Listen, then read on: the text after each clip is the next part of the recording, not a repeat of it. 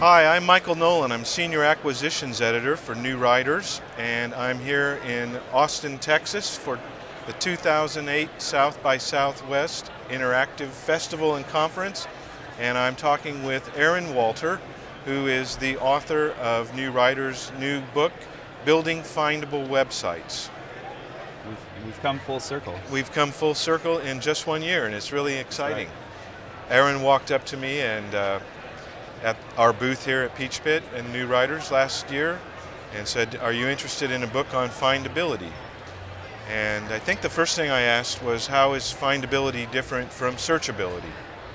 Yeah, and so findability is search engine optimization. It's SEO, but there's other stuff as well. It's 3 central goals: get people to your site. That's often SEO, but not always. Help them find the content once they've arrived at your site, and that's beyond just SEO stuff. And then there's bringing people back as well. So getting them to your site, letting them find the content on your site, and getting them back to your site. Right. So that's way more than search engine optimization. Right. What are some of the other strategies? So social networking is a big part of that. RSS is a way to keep people connected and bring them back to your website. Email lists, creating an email sign-up form and tying that into a mailing list API where all of that stuff can be handled by a different application. But if you bring people back more and more, statistically, they're more apt to perform some business objective, like buy a product or do whatever it is you want them to do on your website. So that's why it's important. How did you become interested in this one aspect of what made you pursue this area? I guess the web standards connection was kind of what I found that what led me to it originally. The connection between building websites with best practices following web standards that help make your content more readable via search engines, and you can use micro formats and other techniques to try to make that content portable and bring people back. That was a part of it, and then that kind of spiraled into what are the other methodologies and strategies that we could use to get a message out, because I mean ultimately what we're doing as we build websites is we're telling stories. We've got an audience, we want to get that to people, so it seems really fundamental and kind of exciting to me. Now, you come back to one thing, it seems to me, as I read your book, about content. Yeah. Content being the major element in findability. And why is that? Yeah, content, I mean, all of this stuff, if you're trying to get people to your website, get them to come back, it's all for naught if you don't have really great content. So I'm a big believer in content karma. You do good unto others, and that will come back to you many times over. How can you do good with content? I mean, what do you mean by that? Solve a problem for people. Find a pain point. Entertain. There are lots of different ways you can connect with your audience, but that has to be top on your list. So you got to give them something. Yeah, help people out, and then when you do, they'll want to come to your website. They'll want to search, and then all of these strategies you've used to make your content more findable, bring them back. It all just works in concert. Let's talk about the companion site for building findable websites. How do you implement those strategies on that site? What are some of the ways you... It's built using web standards, events that relate to the book, places where I'm speaking. All of that stuff is marked up with micro formats, so when people discover the site, they find these events, they can then use the operator toolbar in Firefox, and they can, with a click of a button, send those events over to Google Calendar where they get an alarm, they can invite friends. They don't forget about that. So I've discovered that content now, how do I stay connected and make sure that that's on my radar? So that, tell a friend to encourage viral connections.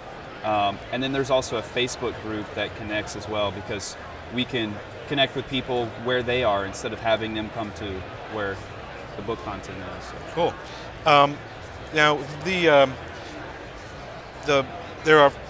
when you wrote the book, you were so enthusiastic about your topic that you wrote way more than we could squeeze into the book because we had a allotted page count, and So what happened to that extra material? Right. So I had a lot of ideas, and I wrote 5 chapters too much. It's about 106 pages too much, and so I didn't want to lose that content because I feel like it's all essential and part of the bigger picture of findability and what I wanted to say with the book. So it's all published PDF downloads for free on the companion site about tracking your statistics, how to promote your site in different places, using really great tools from Google and Yahoo that are free that can help you get your message out through search engines and other things. So there's a lot of useful stuff, practical stuff. Good. So if somebody is interested in taking a look at your book, that's where they should start, at buildingfindablewebsites.com. Right. Buildingfindablewebsites.com. Great. So tell me about South by Southwest. How's it been this year for you? It's fantastic. It's I always say it's drinking from a fire hose, that there's so many people, so many events, so many things to do, and little time. So stay hydrated and stay on the move. Yeah, stay hydrated and stay on the move. What's some of the most exciting things, trends, panels, that you've discovered here at South by Southwest? I was one of the first panels, the Respect panel, which was the Happy Cog crew. I was really inspired by that one, simply because I feel like our industry, we need to do a little more outreach with our clients and even with the general public, and that's kind of what they were. Yeah, probably the general public thinks websites just happen. Yeah, I can get a copy of Dreamweaver and I'll make a stellar website, and that can happen to some degree, but we have a craft, and you know, it's something that should be respected. There's a lot to that, a lot of subtle pieces. Yeah, I was at that panel too, and that was quite impressive. Jeffrey Zeldman and the rest of them. Well, it's a great pleasure talking to you, Aaron, and I hope your book does very well for both of our sake.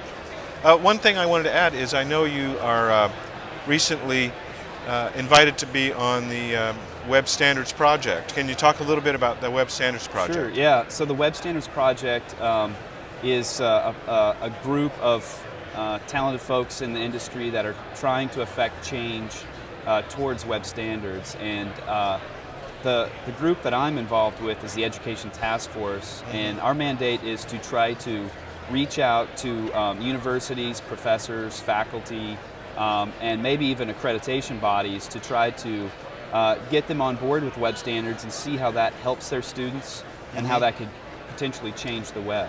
Now, you were telling me a little bit about your work in Atlanta. You teach at the Art Institute of Atlanta, and you sent your students out to large web companies and banks and healthcare institutions in Atlanta to educate them about web standards? Yeah, this is something that I was doing with my students, and we've been teaching web standards at the Art Institute of Atlanta since 2002, so it's been something that's really important to us for a number of years now.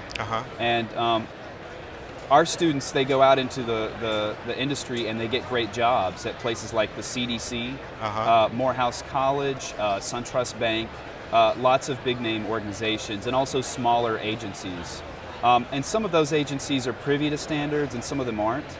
So we don't just teach standards, but we also teach the students how to communicate to others the value of standards. And so I've been interviewing some of our students about what they've done to offer tutorial sessions with their peers and even their supervisors, their boss, teach their bosses about web standards so they can affect change in these major organizations. And do you feel like we're moving in a positive direction that way? I feel like that, especially with IE8's big switch that they're going to render in standards mode by default, that's a really encouraging thing that will put standards on everyone's radar. But I feel like we've got a long ways to go, and I mean, that's what WASP's gig is, that we're trying to get that out there, get that message out there, and get people excited and involved. And this is going to do a big part in getting that message out there? Yeah, standards is the baseline of this book, foundation. Great. Well, I've enjoyed talking with you, and you Thanks have for having me. Wonderful rest of the show here at South by Southwest. And I hope your book gets a lot of attention here at South by Southwest, and that you go out and drink from that fire hose. Thanks for having me. Yeah.